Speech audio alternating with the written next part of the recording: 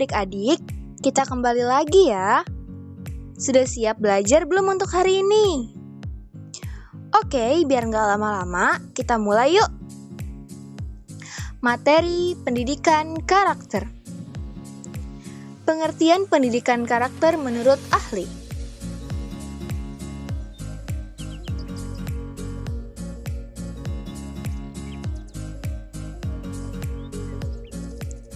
Penguatan pendidikan moral atau moral education atau pendidikan karakter atau pula karakter education dalam konteks sekarang sangat relevan untuk mengatasi krisis moral yang sedang melanda di negara kita.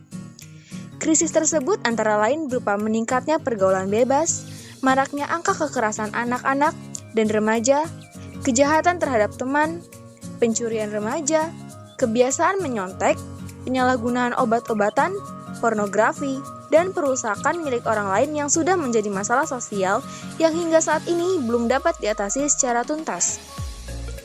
Oleh karena itu, betapa pentingnya pendidikan berkarakter. Menurut Licona, karakter berkaitan dengan konsep moral atau moral knowing, sikap moral, moral feeling, dan perilaku moral, moral behavior. Berdasarkan ketiga komponen ini, dapat dinyatakan bahwa karakter yang baik didukung oleh pengetahuan tentang kebaikan, keinginan untuk berbuat baik, dan melakukan perbuatan kebaikan. Bagan di bawah ini merupakan bagan keterkaitan ketiga kerangka pikir ini. 1. Pendidikan karakter menurut Licona. Secara sederhana, pendidikan karakter dapat didefinisikan sebagai segala usaha yang dapat dilakukan untuk mempengaruhi karakter siswa. Tetapi, untuk mengetahui pengertian yang tepat, dapat dikemukakan di sini sebagai definisi pendidikan karakter yang disampaikan oleh Thomas Licona.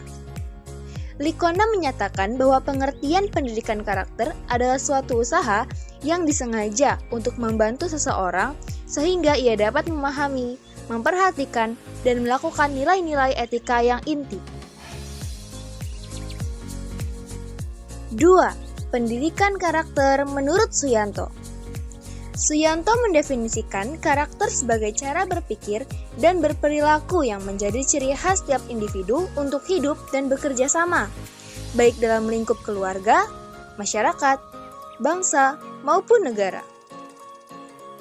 3. Pendidikan karakter menurut Kertajaya.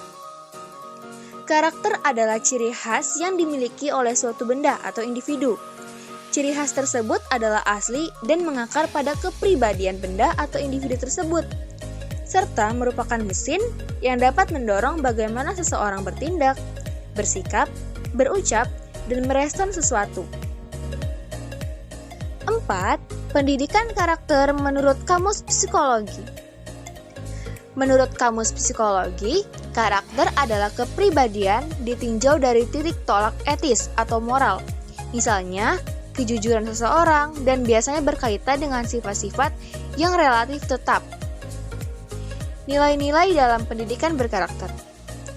Ada 18 butir nilai-nilai pendidikan karakter, yaitu religius, jujur, toleransi, disiplin, kerja keras, kreatif, mandiri, demokratis, rasa ingin tahu, semangat kebangsaan, cinta tanah air, menghargai prestasi, bersahabat atau komunikatif, cinta damai, gemar membaca, peduli lingkungan, peduli sosial, dan tanggung jawab. Pendidikan karakter telah menjadi perhatian berbagai negara dalam rangka mempersiapkan generasi yang berkualitas. Bukan hanya untuk kepentingan individu warga negara, tetapi juga untuk warga masyarakat secara keseluruhan. Pendidikan karakter dapat diartikan sebagai the deliberate use of all dimensions of school life to foster optimal character development atau usaha kita secara sengaja dari seluruh dimensi kehidupan sekolah atau madrasah untuk membantu pembentukan karakter secara optimal. Pendidikan karakter memerlukan metode khusus yang tepat agar tujuan pendidikan dapat tercapai. Di antara metode pembelajaran yang sesuai adalah metode keteladanan, metode pembiasaan, metode pujian, dan hukuman. Karakter adalah cara berpikir dan berperilaku yang menjadi ciri khas setiap individu untuk hidup dan bekerja sama, baik dalam lingkup keluarga, masyarakat, bangsa, dan negara. Individu yang berkarakter baik adalah individu yang bisa membuat keputusan dan siap mempertanggungjawabkan tiap akibat dari keputusan yang ia buat. Pembentukan karakter merupakan salah satu tujuan pendidikan nasional. Pasal 1 Undang-Undang Sisdiknas tahun 2003 menyatakan bahwa di antara tujuan pendidikan nasional adalah mengembangkan potensi peserta didik untuk memiliki kecerdasan, kepribadian, dan akhlak mulia. Amanah Undang-Undang Sisdiknas tahun 2003 itu bermaksud agar pendidikan tidak hanya membentuk insan Indonesia yang cerdas, namun juga berkepribadian atau berkarakter, sehingga nantinya akan lahir generasi bangsa yang tumbuh berkembang dengan karakter yang bernafas nilai-nilai luhur bangsa serta agama. Pendidikan yang bertujuan melahirkan insan cerdas dan berkarakter kuat itu juga pernah dikatakan Dr. Martin Luther King, yakni intelligence plus character that is the goal of true education. Kecerdasan yang berkarakter adalah tujuan akhir pendidikan yang sebenarnya. Memahami pendidikan karakter. Pendidikan karakter adalah pendidikan budi pekerti plus, yaitu yang melibatkan aspek pengetahuan atau kognitif, perasaan atau feeling, dan tindakan atau action. Menurut Thomas Lickona, tanpa ketiga aspek ini, maka pendidikan karakter tidak akan efektif. Dengan pendidikan karakter yang ditetapkan secara sistematis dan berkelanjutan, seorang anak akan menjadi cerdas emosinya. Kecerdasan emosi ini adalah bekal penting dalam mempersiapkan anak menyongsong masa depan, karena seseorang akan lebih mudah dan berhasil menghadapi segala macam tantangan kehidupan, termasuk tantangan untuk berhasil secara akademis.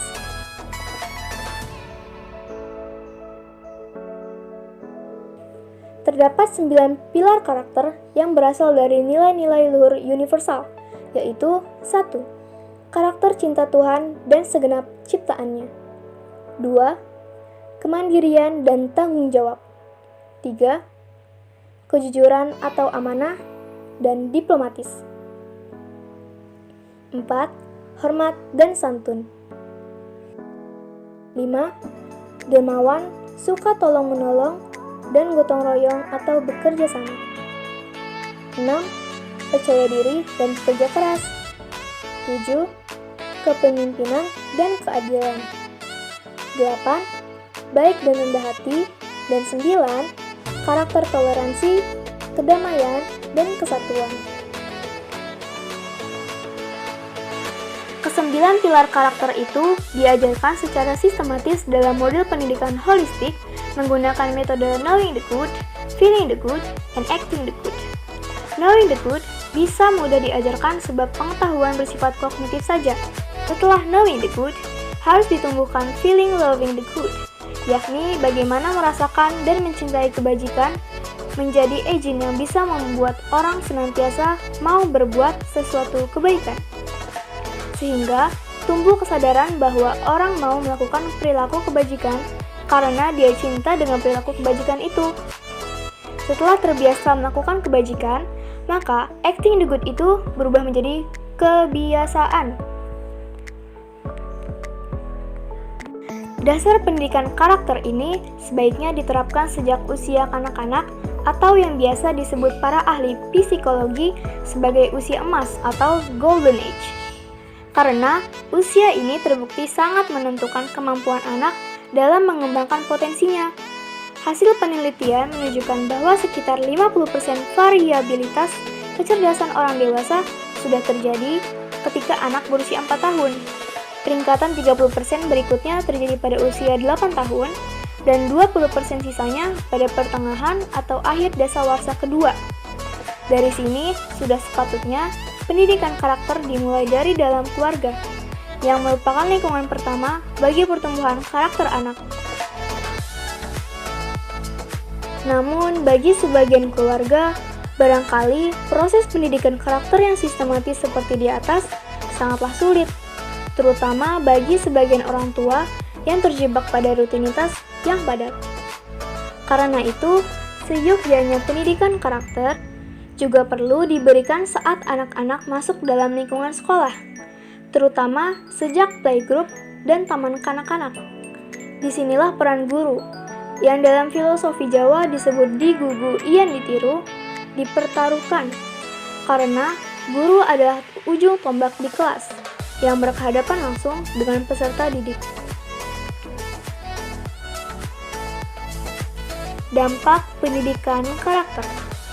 Apa sih dampak pendidikan karakter terhadap keberhasilan akademik? Beberapa penelitian bermunculan untuk menjawab pertanyaan ini nih.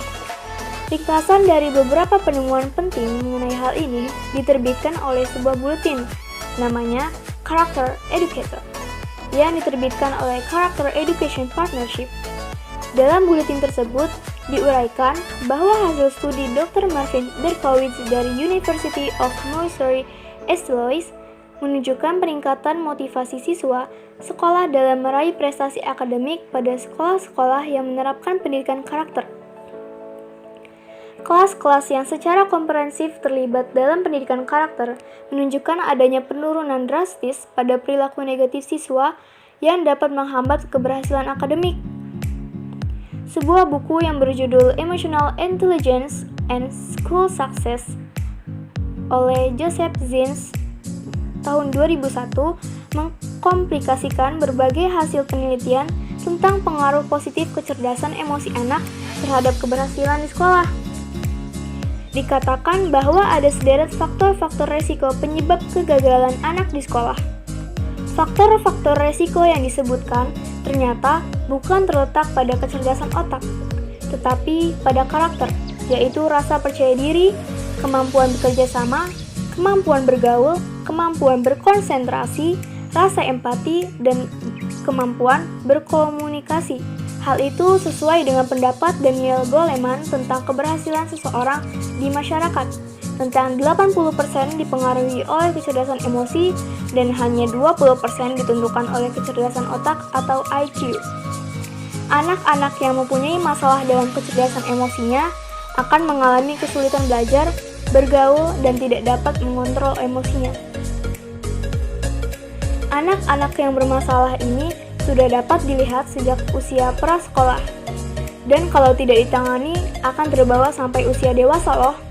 Sebaliknya, para remaja yang berkarakter akan terhindar dari masalah-masalah umum yang dihadapi oleh remaja seperti kenakalan, tawuran, narkoba, miras, perilaku seks bebas, dan sebagainya. Beberapa negara yang telah menerapkan pendidikan karakter sejak pendidikan dasar diantaranya adalah Amerika Serikat, Jepang, China, dan Korea. Hasil penelitian di negara-negara ini menyatakan bahwa implementasi pendidikan karakter yang tersusun secara sistematis berdampak positif pada pencapaian akademis. Seiring sosialisasi tentang relevansi pendidikan karakter ini, semoga dalam waktu dekat tiap sekolah bisa segera menerapkannya, agar nantinya lahir generasi bangsa yang selain cerdas, juga berkarakter sesuai nilai-nilai luhur bangsa dan agama.